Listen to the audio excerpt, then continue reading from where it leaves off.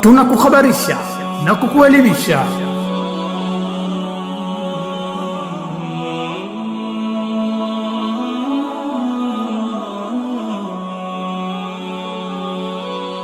أعوذ بالله من الشيطان الرجيم. بسم الله الرحمن الرحيم.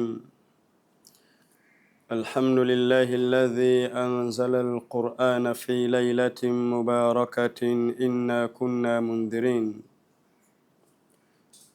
وهي ليلة القدر خير من 1000 شهر، تنزل الملائكة والروح فيها بإذن ربهم من كل أمر سلام هي حتى مطلع الفجر.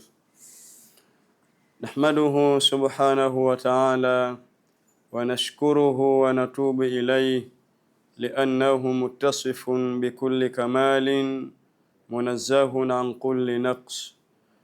أشهد أنه لا إله إلا هو، وأشهد أن محمدا عبده ورسوله.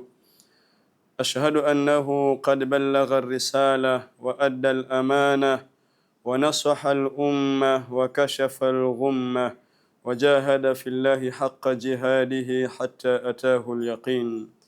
اللهم صل وسلم وبارك عليه وآله الطيبين الطاهرين وعلى أصحابه غر الميامين. فيا عباد الله، ndugu zangu katika iman, hatunabudi kumshukuru Allah subhanahu wa ta'ala kwa neema ya kutujalia sisi tukawa ni Waislamu, lakini pia kwa kutujalia Allah subhanahu wa ta'ala mpaka muda huu tumo katika mwezi mtukufu wa Ramadhan, ikiwa leo ni mwezi 20.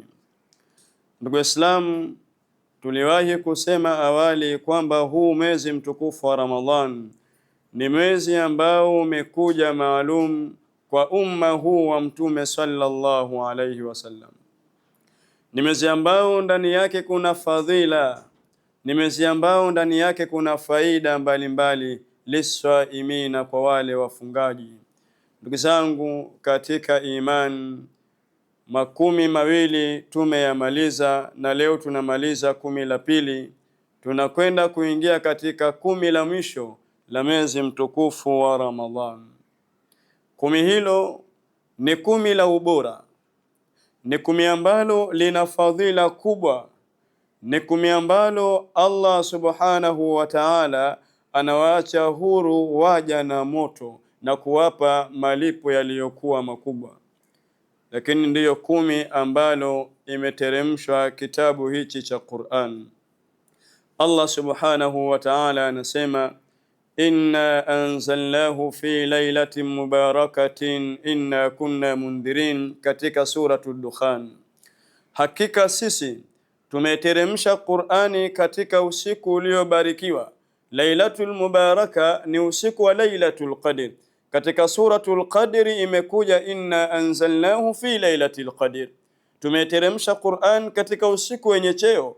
Usiku wenye cheo ndio huku Allah katika suratul Dukhan akautaja lailatul mubaraka, usiku uliobarikiwa. Tumeteremsha hii Qur'an, na Qur'ani Allah anaisifu kwa utukufu wake, wa innahu latanzilu rabbil alamin, na hakika Qur'an ni uteremsho utokao kwa Mola wa ulimwengu. Nazala bihi ruhul amin, ameteremka nayo Qur'ani Roho Mtakatifu Jibril alayhi salam, ala qalbika litakuna minal mundhirin bilisanin arabiyyin mubin. Ndugu zangu katika iman, Allah anaposema inna anzalnahu fi lailatul qadr, hakika tumeteremsha Qur'ani katika usiku wenye cheo. Tuanze nukta yetu hapa. Qur'ani imeteremshwa katika usiku wenye cheo. Je, kutoka wapi mpaka wapi? Imeteremshwa kuja kwa mtume moja kwa moja yote. Tumeteremsha Qur'an katika usiku wenye cheo kutoka Lauhil Mahfudh mpaka Baitul Izza, yani wingu wa dunia. Imeteremshwa Qur'ani yote moja kwa moja, yote moja kwa moja, ikiwa imeshamili ndani yake nasikh wa mansukh. Ajabu ndugu yangu katika imani, hapa tunaona uwezo wa Allah subhanallah. Allah aliteremsha hii Qur'an katika usiku wenye cheo yote kwa pamoja, ikiwa imeshikamana na matukio ambayo hayajatokea mbele, lakini tayari Qur'an ilikwisha yazungumza. Ndio tukio lile moja la yule bwana aliyemdhahiri mkewe, akamwambia anti kadhahari ummi, mimi ninakuona wewe kama mgongo wa mama yangu. Allah akateremsha suratul Mujadila, qad sami'a Allahu qawla allati tujadiluka fi zawjiha wa tashtaki ila Allah. Sasa hapa tunaona ukubwa na uwezo wa Allah, kwamba hii sura ilishaandaliwa na Allah alikwisha jua kwamba kutatokea tukio fulani, ndiyo itateremka aya hii. Ndugu zangu katika imani, sasa tumeteremsha Qur'an katika usiku wenye cheo, sio kuja kwa mtume. Ile Qur'ani yote imeteremshwa kutoka Lauhil Mahfudhi mpaka Baitul Izza, katika wingu wa dunia. Likulli samain baitun, katika kila wingu kuna nyumba, kuna Baitul Maamur kama alivyosema Allah, waturi wa kitabin mastur fi raqqin manshur wal Baitul Maamur. Hapo mahala malaika wanafanya ibada, lakini Baitul Izza nako wingu wa dunia, malaika nao wanafanya ibada. Qur'ani akaiweka pale Jibril, na hapo ndipo sasa ikawa baadaye anaiteremsha Qur'ani kuja kwa mtume bihasbi alwaqa'i, kwa namna ya matukio yanayotokea. Lau ingalikuwa Jibril ameichukua Qur'ani yote akamletea mtume kama alivyoteremka nayo kutoka Lauhil Mahfudhi mpaka Baitul Izza, ingekuwa shida kwa mtume kuweza kuizingatia. Ndugu zangu katika imani, Qur'ani inataka mazingatio. Qur'ani inataka mazingatio ya hali ya juu. Ndiyo maana Allah akamletea mtume wake Qur'an kidogo kidogo, ili apate kuyazingatia yaliyokuwemo ndani ya Qur'an. Ndugu zangu katika imani, Qur'ani imeteremshwa katika usiku wa Lailatul Qadr. Nini Lailatul Qadr? Nini Lailatul Qadr? Jambo gani litakujulisha ni nini Lailatul Qadr? Allah anasema Lailatul Qadr khairun min alf shahrin, usiku wa Lailatul Qadr ni bora kuliko miezi 1000. Qala alulama, wanazuoni wanasema laisa almuradu, sio makusudio kwamba ule usiku wenyewe ni bora, wanasema wanazuoni, bali wanasema amalun salih, matendo mema, umila fi lailatul qadri, yatakayotendwa katika usiku wa Lailatul Qadr, khairun min alf shahr, ni bora kuliko ibada iliyofanywa kwa muda wa miezi 1000. Ndugu zangu katika imani, subhanallah, ukifanya tathmini ukahesabu miezi 1000 ni sawasawa na miaka 83 na miezi 4. Sababu nuzuli ya hili, kulikuwa na bwana mmoja alijiandaa kwenda kwenye vita, akapigana kwa muda wa miezi 1000, anapigana jihadi kwa ajili ya Allah. Mtume sallallahu alayhi wasallama aliposimuliwa fastaajaba, akastaajabu mtume juu ya jambo hili, akatamani ingalikuwa ni kwa umma wake. Ndipo Allah akamletea huu usiku wa Lailatul Qadr, kufanya ibada muislam katika usiku wa Lailatul Qadr, na wala sio lazima kwamba ndo usiku wote ule. Sehemu tu ukipata katika usiku wa Lailatul Qadr, malipo yake ni makubwa mno. Ndugu yangu, usiku huu ni usiku muhimu sana. Kwa umuhimu wa usiku huu, Allah anasema tanazzalul malaika, huteremka malaika katika usiku huo, waruhu fiha, akiwemo Roho Mtakatifu.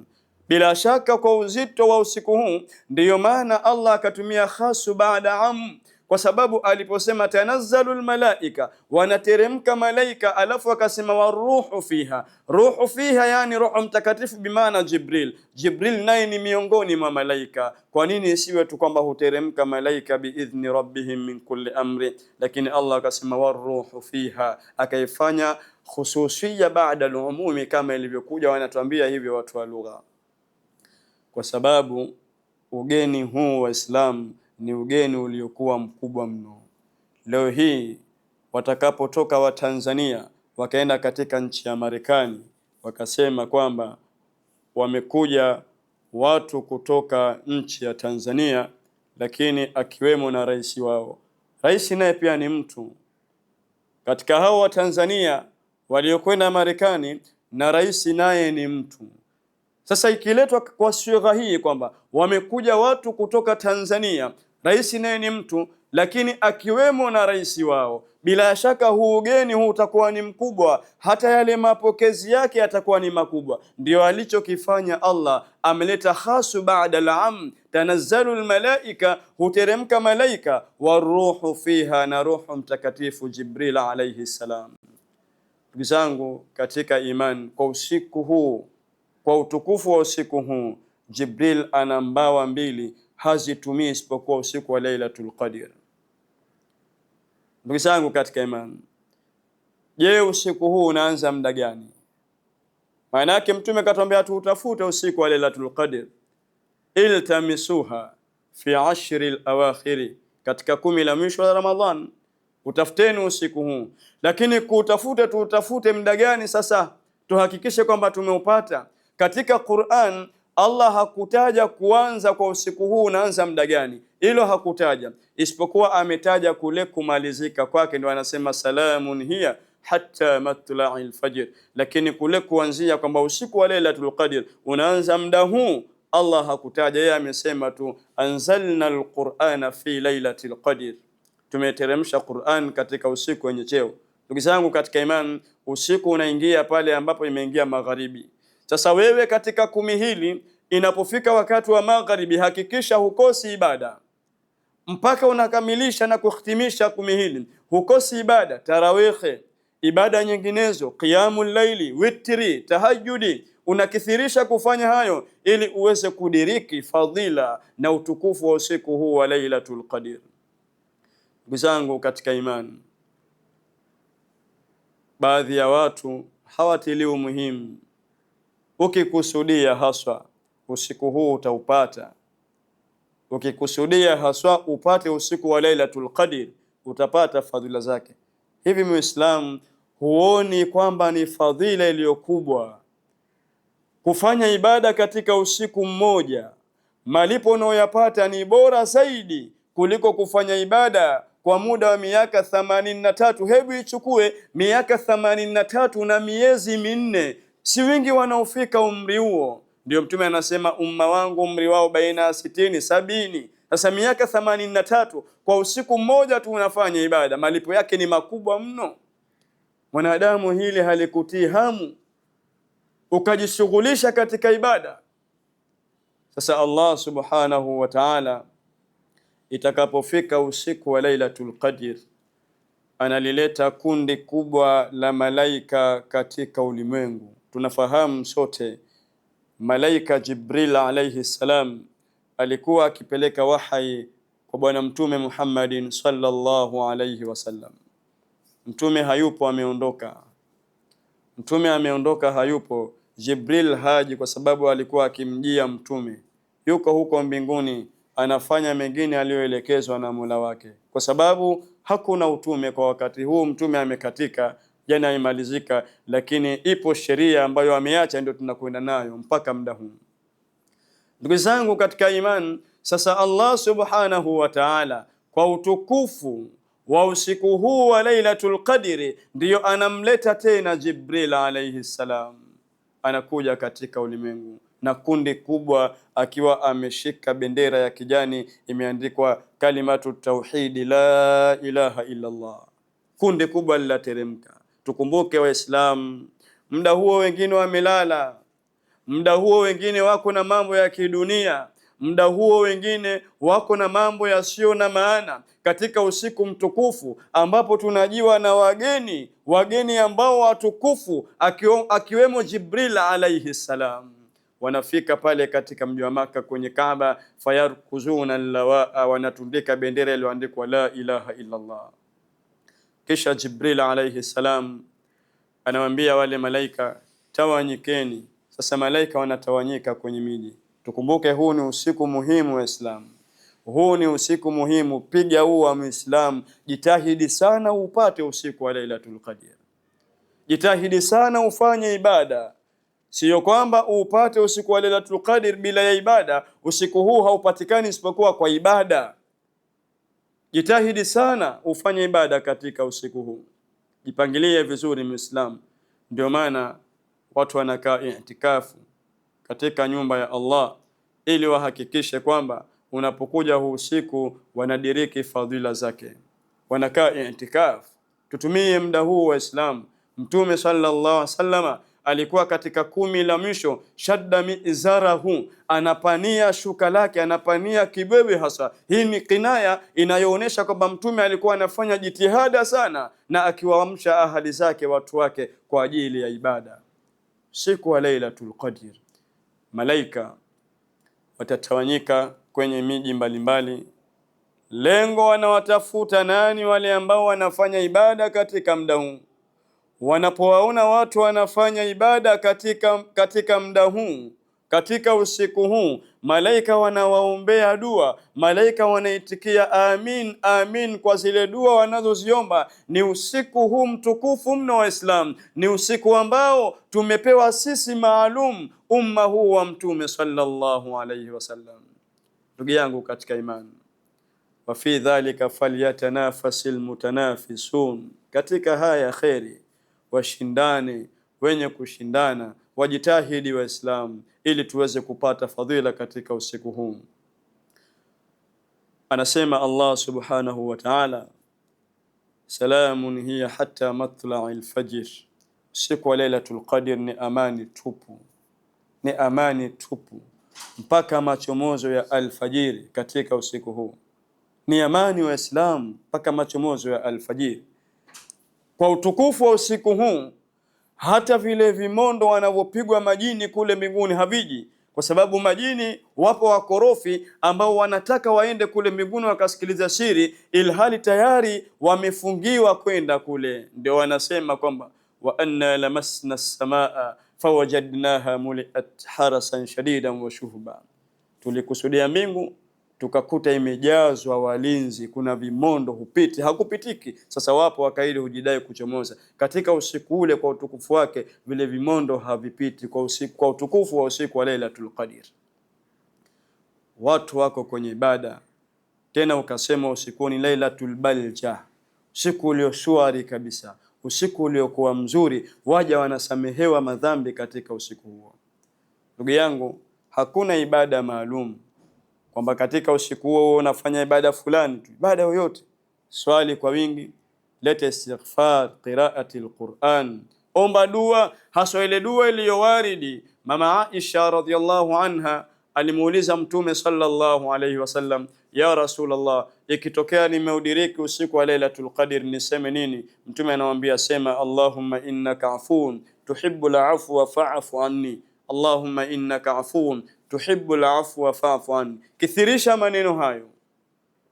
Ndugu zangu katika iman, sasa inapofika wakati wa alfajiri ambao kausema Allah, salamun hiya hatta matla'il fajri, ni amani mpaka machomozo ya alfajiri. Alfajiri hii ni ile alfajru sadiqu, sio fajrul kadhib, kwa sababu fajru ziko mbili, kuna fajru sadiq wal kadhib. Alfajrul kadhib ndio ile ambayo aliyosema Mtume sallallahu alaihi wasallam, idha sami'tumul bilala, mtapomsikia Bilali anadhini, fakulu washrabu, kuleni na kunyweni, kwa sababu ni bado muda wa kujizuia na funga bado. Lakini mtakapomsikia bwana Abdullah bin Ummi Maktum, basi jizuilieni, hapo ni muda wa funga. Hii ndio subuhi sadiqu. Ikifika wakati wa asubuhi wa Islam, Jibril alayhi salam anawaita wale malaika, lile kundi lililoteremka katika usiku ule analiita, kwa sababu usiku umeshamalizika, na analiambia arrahilu arrahilu, jamani, safari safari, muda umemalizika, turuduni tulipotoka, kwa sababu sisi sio wakazi wa huku, turudini kule tulipotoka, muda umeshamalizika. Ndugu zangu katika imani, malaika wanajikusanya pale kwenye Al-Kaaba. Tukumbuke wakati huu tena usiku umemaliza, wengine ndo wanaamka muda huo wamekosa fadhila, na wale ambao walioudiriki usiku huo alhamdulillah wako vizuri. Na wakati imeingia subuhi sadiqu, wanaleta rakaa mbili zile kabla ya salatu subuhi, na Mtume anasema rakaatan, kuswali rakaa mbili kabla ya swala ya subuhi, khairun minad dunya wa ma fiha, ni bora kuliko dunia na vile vikuwemo ndani yake. Wanazidi kujikusanyia fadhila wa Islam. Alisimama usiku akapata fadhila za usiku wa Lailatul Qadri, lakini hapo hapo akaipata salatu subuhi na akapata rakaa 2 kabla ya subuhi, huyu amejizolea kheri iliyokuwa kubwa. Tunataka nini Waislamu? Tunataka nini Waislamu? Hizi ndiyo fursa tulizowekewa ndugu zangu katika imani. Sasa malaika wameshajikusanya, wanataka waondoke. Kabla ya kuondoka, wale malaika wanamuuliza Jibril alayhi salam, ya Jibril, ewe Jibril, kabla hatujaondoka, tunataka sisi an na'rifa, tutambue, madha sana Allahu lihawaiji almuslimina, nini Allah kafanya juu ya haja za hawa Waislamu ambao usiku huu walijikita katika ibada. Allah amewapa nini hawa? Amewalipa nini? Tunataka tufahamu, ewe Jibril alayhi salam. Ndugu zangu katika imani, Jibril alayhi salam atawajibu wale malaika, nadhara ilaihim, Allah amewaangalia hawa waja kwa muangalio wa rehma, waafa anhum, na amewasamehe makosa yao, amewasamehe madhambi yao kwa utukufu wa usiku huu na kwa kule kujikita katika ibada ya usiku huu, illa 4, isipokuwa watu 4. Ndugu yangu nisikilize vizuri, hawa watu 4 hawa aliyowafanyia istithnai Jibril, anasema katika usiku wa Lailatul Qadr waliojikita katika ibada wote wamesamehewa madhambi yao na wamelipwa kheri, isipokuwa watu 4. Ukumbuke watu 4 hawa inawezekana ikawa na wao ni miongoni mwa waliosimama katika ibada, lakini wanakuwa ni muflis, hawapati kitu, hawana kitu. Ndugu yangu, haya ni masikitiko sana. Walijitahidi hawa kufanya ibada katika usiku wa Lailatul Qadr, wakinyanyua mikono yao, Allahumma Allahumma ya Rabbi tusamehe, lakini leo hii wanavuliwa, wanaambiwa malaika na Jibril, illa 4, isipokuwa watu 4. Hata kama wao siku huo wa Lailatul Qadri walikuwa wanafanya ibada, hawa hawapati msamaha wa Allah subhanahu wa ta'ala. Subhanallah. Ndugu zangu, jiangalie wewe, mimi, mwingine hatumo katika hawa watu 4. Famanhum, ni wakina nani hawa watu 4? Hata kama watakuwa kwenye ibada usiku huo hawasamehiwi. Ni wakina nani? Mtu wa mwanzo akatajwa mudminul khamr, yule ambaye mwenye kudumu katika ulevi, mwenye kujishughulisha na ulevi, akadumu kwenye ulevi, akanywa ulevi, akauza ulevi, akasapoti ulevi, akatoa vibali uingizwe ulevi katika mji, akaruhusu ulevi, basi hapati msamaha hata kama atakuwa yuko kwenye ibada, kwa sababu ulevi ni haramu. Waislamu, hakuna asiyefahamu kwamba ulevi ni haramu. Mtume katika hadithi anasemaje? Kullu muskirin khamrun, kila kenye kulevya ni ulevi, wa kullu khamrin haramun, na kila ulevi ni haramu. Sasa leo Waislamu, subhanallah, utamkuta mtu yuko tayari yeye auze ule utu wake, lakini ahalalishe ulevi, aseme ulevi wa bia huu umetengezwa kwenye viwanda, wametengeza wazungu, ni ulevi ambao uliopita vigezo, ni ulevi ambao mzuri, ni mzuri kwa afya ya mwanadamu, ni kinywaji kilichokuwa safi na salama, basi hakuna tatizo, mnaweza mkatumia ulevi huu.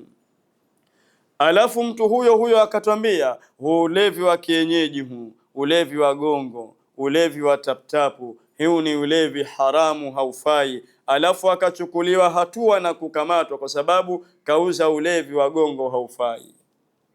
Wallahi ni msiba. Mtume anasema kila chenye kulevya ni ulevi na kila ulevi ni haramu. Muislamu, jitowe kwenye ulevi, jitowe kwenye pombe. Ulevi ni haramu, ni haramu, ni haramu mutlaqun. Mwenye kuendeleza ulevi hatupata msamaha kwenye usiku wa Lailatul Qadr. Unachukua ujasiri gani? Jambo Mola wako ameliharamisha, wewe unalifanya na unaliendeleza, unaruhusu watu walewe. Kwa nini? Unaruhusu watu waingize ulevi kwenye miji. Hivyo hujui kama ni haramu? Aliyekuumba wewe Allah anajua maslahi yako na anajua lipi baya kwako wewe. Kwa hiyo Jibril akamwambia, mwenye kudumu kwenye ulevi hasamehewi usiku wa Lailatul Qadri hata akifanya ibada.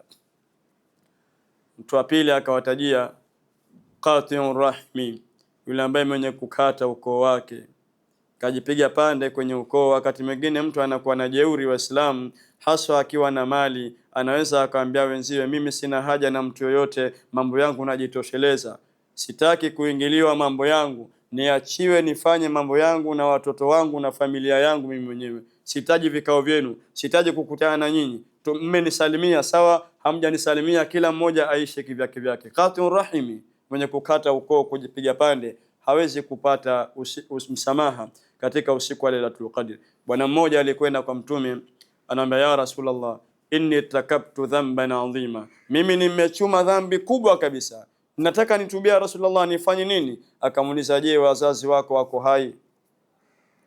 Wazazi wako wako hai? Akamwambia, ya Rasulullah, wazazi wangu wameshatangulia mbele ya haki.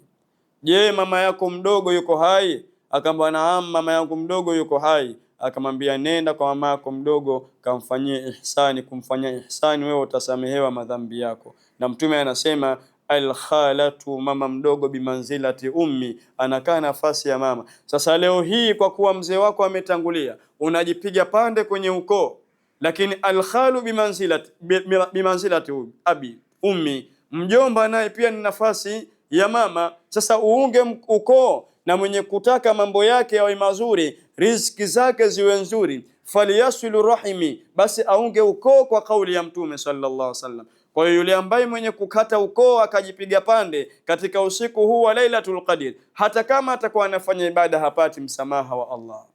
Huyo ni mtu wa pili.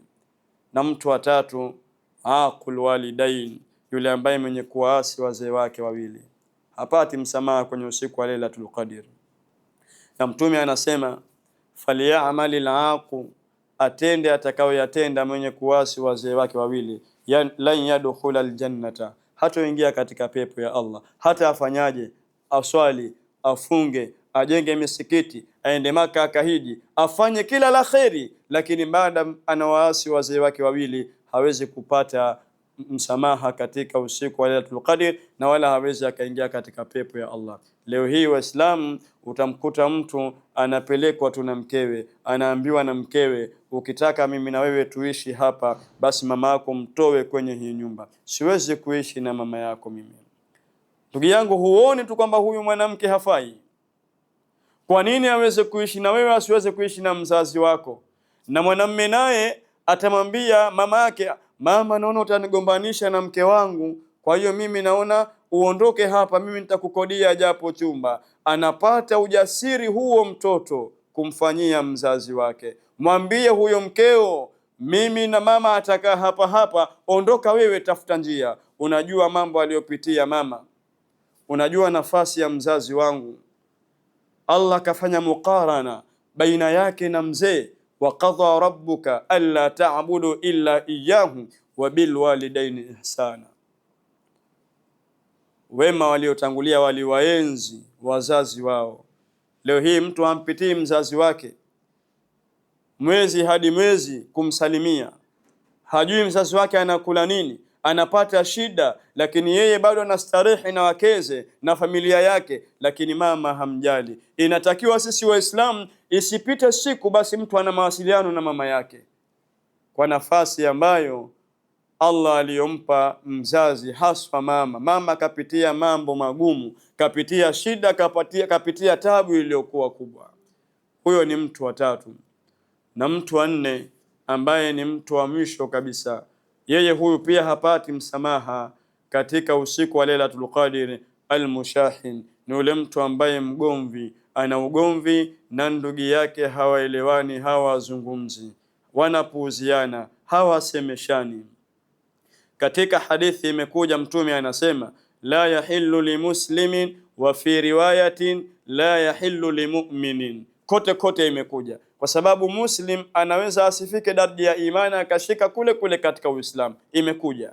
Lakini mu'min amepita kwenye Uislamu, lakini pia na daraja ya imani anayo. Sio halali kwa Muislamu an yahjura akhahu, kumuhama ndugu yake, fauqa thalathi, zaidi ya siku 3, yaltaqiyani, wanakutana hawa, fayaridhu hadha wa yaridhu hadha, huyu anampuuza huyu na huyu anampuuza huyu. Wa khairuhuma, na mbora wao, man yabda bihi salam, yule ambaye atakayeanza kumsalimia mwenziwe. Anasema Mtume, fa imarrat bihi, sikipita siku 3 akakutana naye, falyusallim alayhi, basi amsalimie. Fa in radda alayhi salam, ikiwa amesalimiwa akarejesha salamu na yeye, faqad ishtaraka jami'an fil ujra, hawa wote wawili watashirikiana katika malipo. Wa illam yarud, na kama hakurejesha salamu, kasalimiwa na mwenziwe, faqad baa bil ithmi, basi huyo amerudi na mzigo mkubwa wa madhambi. Na imekuja katika riwaya, faman hajara, yule ambaye atakaye muhama ndugu yake, wa mata, na akafa hali ya kuwa katika hivyo, basi dakhala an-nar, mtu huyo ameingia motoni. Imekuja kwa madhi katika sura ya tahaqqiqul wuqu'i kwamba huyo ameingia motoni, maana yake ataingia motoni kwa tukio hilo. Ndugu zangu katika imani, sasa hawa watu 4 hawa hawapati msamaha kwenye usiku huo. Kwa hiyo ikiwa sisi tumo katika watu hao, basi tujivue mapema kabla ya kufika masiku haya. Kwa hiyo tujitahidi sana kutafuta usiku huu wa Lailatul Qadr. Vipi nitajihakikishia mimi nimeupata usiku wa Lailatul Qadr? Leo ni mwezi 20, kesho mwezi 21. Usiku wa leo anza kufanya ibada mpaka mwezi 29 au 30, usikatishe. Basi ukimaliza hapo, wewe mshukuru sana Allah, wewe umeupata usiku wa Lailatul Qadr. Inshallah tunamwomba Allah subhanahu wa ta'ala an yuwaffiqana fi hadha ash-shahri, innahu ala kulli shay'in qadir. Allahumma ij'alna min ibadika as-salihin, innaka ala kulli shay'in qadir. Wa sallallahu wa baraka ala Muhammad wa alihi wa sahbihi wa sallam, walhamdulillahi rabbil alamin. Wassalamu alaykum wa rahmatullahi wa barakatuh.